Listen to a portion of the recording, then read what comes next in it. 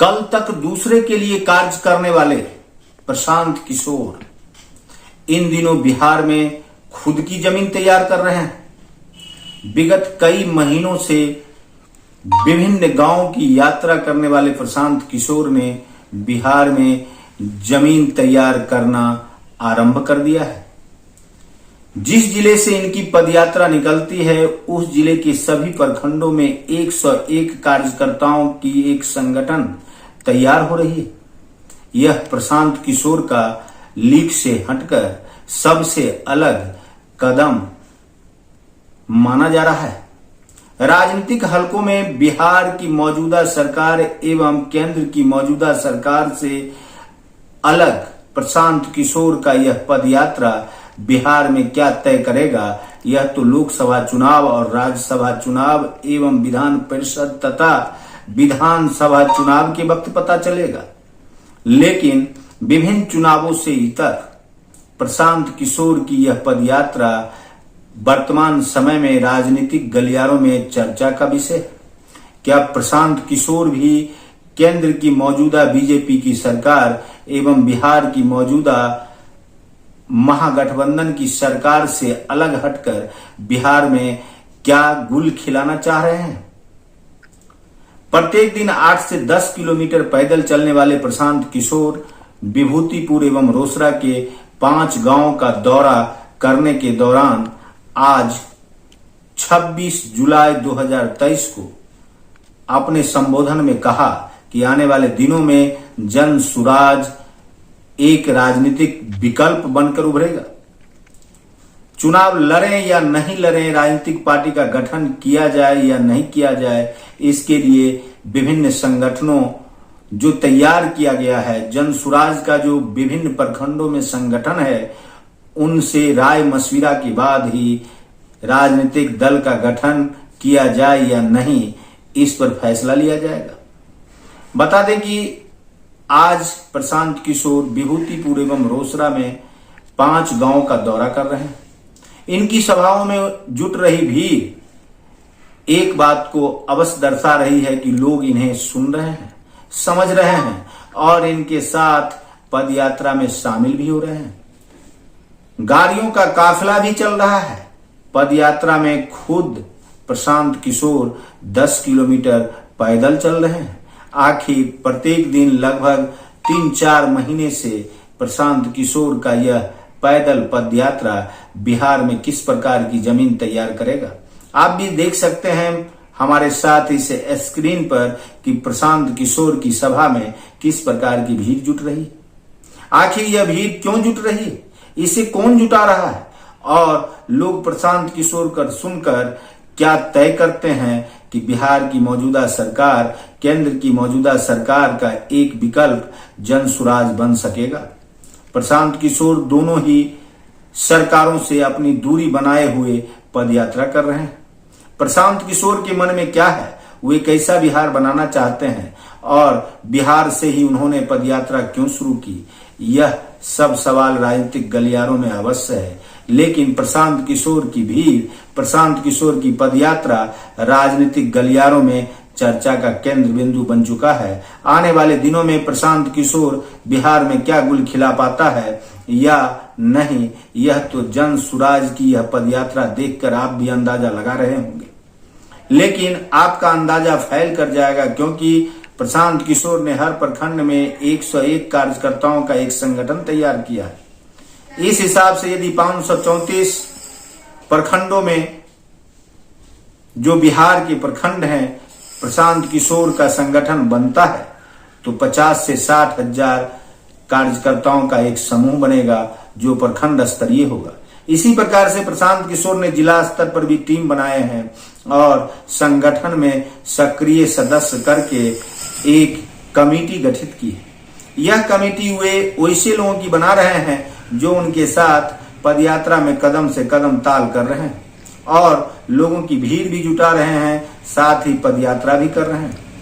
अर्थात आप कह सकते हैं कि यह जमीनी हकीकत है कि प्रशांत किशोर के साथ लोग जुड़ रहे हैं। आखिर जुड़ने वाले युवा क्या तय कर रहे हैं? क्या वे नीतीश एवं तेजस्वी तथा बिहार बीजेपी से अलग जन सुराज को बिहार में स्थापित करना चाहते हैं। आपको याद होगा कि दिल्ली में इसी प्रकार से अरविंद केजरीवाल धरना प्रदर्शन के बहाने दिल्ली की समस्याओं को उठाते रहे और एक समय ऐसा आया कि दिल्ली में आम आदमी पार्टी की सरकार बन गई। क्या ऐसा बिहार में संभव है? प्रशांत किशोर यही तो पूछ रहे हैं लोगों से कि क्या बिहार में प्रशांत किशोर पदयात्रा के दौरान जो सवाल उठा रहे हैं उस सवाल का हल बिहार में प्रशांत किशोर की सरकार बनाकर निकाला जा सकता है? यदि हां, तो प्रशांत किशोर की यह पदयात्रा सफल साबित होगी। यदि नहीं, तो प्रशांत किशोर की यह पदयात्रा का क्या मकसद होगा? क्या प्रशांत किशोर भी किसी दल से गठबंधन करके चुनाव लड़ेंगे? ऐसे सवाल लोगों के जेहन में है। लेकिन इसका जवाब भी यह है कि प्रशांत किशोर किसी से मिलकर नहीं, बल्कि वे तो विकल्प के रूप में बिहार में आना चाहते हैं। शायद यही कारण है कि लंबे अरसे से प्रशांत किशोर दूसरों के लिए कार्य करते थे, लेकिन उनके मन में क्या आया और उन्होंने जन सुराज नाम की एक संगठन कायम कर बिहार में पदयात्रा शुरू कर दी। प्रशांत किशोर का यह पदयात्रा बिहार में क्या तय करेगा यह तो आने वाला समय बताएगा, लेकिन प्रशांत किशोर के पदयात्रा में एक बात तय हो गई है कि ये किसी जाति विशेष के लिए पदयात्रा नहीं कर रहे हैं, ये किसी धर्म विशेष के लिए पदयात्रा नहीं कर रहे हैं, बल्कि बिहार की समस्याओं के निदान के लिए पदयात्रा कर रहे हैं। आने वाले दिनों में प्रशांत किशोर का यह पदयात्रा कितना राजनीतिक रूप से इन्हें सफल कर पाता है या नहीं। आज प्रशांत किशोर ने यह भी खुलासा कर दिया कि अक्टूबर माह में राजनीतिक रूप से पार्टी बनाए जाने की जरूरत है या नहीं, इसका खुलासा वे करेंगे। आखिर प्रशांत किशोर पार्टी बनाएंगे तो क्या वे किसी के साथ गठबंधन करेंगे या फिर जन स्वराज एकला चलो की राह अपनाएगा? यदि प्रशांत किशोर एकला चलो की राह अपनाते हैं तो भले ही विधानसभा चुनाव या लोकसभा चुनाव में उन्हें सफलता मिले या नहीं, लेकिन बिहार के विकल्प के रूप में प्रशांत किशोर का चेहरा आने वाले दिनों में बिहार का भविष्य तय करने के लिए काफी है। प्रशांत किशोर बीजेपी का भी विरोध कर रहे हैं और साथ ही साथ आरजेडी, जेडीयू, कांग्रेस का भी विरोध कर रहे हैं। इस विरोध का कारण प्रशांत किशोर पदयात्रा के दौरान कहते हैं कि इन लोगों ने बिहार के साथ इंसाफ नहीं किया है। आखिर प्रशांत किशोर बिहार को किस प्रकार का इंसाफ दिलाना चाहते हैं यह तो आने वाला समय बताएगा। फिलहाल पदयात्रा के दौरान लोगों की जुट रही भीड़ से एक बात की चर्चा पटना से लेकर बिहार के विभिन्न जिलों में शुरू हो गई है। आखिर प्रशांत किशोर जो कह रहे हैं उस पर सफल हो पाएंगे या नहीं, लेकिन उन्हें सुनने लोगों की भीड़ अवश्य जुट रही है। आज प्रशांत किशोर विभूतिपुर एवं रोसड़ा के थतिया में हैं और थतिया में रात्रि विश्राम भी शायद उनका है। ऐसी परिस्थिति में रोसड़ा क्षेत्र में प्रशांत किशोर का आना, विभूतिपुर क्षेत्र से गुजरना, रोसड़ा के गांव में आना, यह साबित करता है कि बिहार के वैसे गांव जहां नेता लोग जाना भी नहीं चाहते हैं, वैसे गांव में प्रशांत किशोर जा रहे हैं। वहां की समस्या से दो चार हो रहे हैं, वहां की समस्या जान रहे हैं और फिर तय कर रहे हैं कि कौन इस प्रखंड को चलाएगा, कौन इस जिले को चलाएगा। ऐसे जन स्वराज का एक संगठन तैयार कर रहे हैं।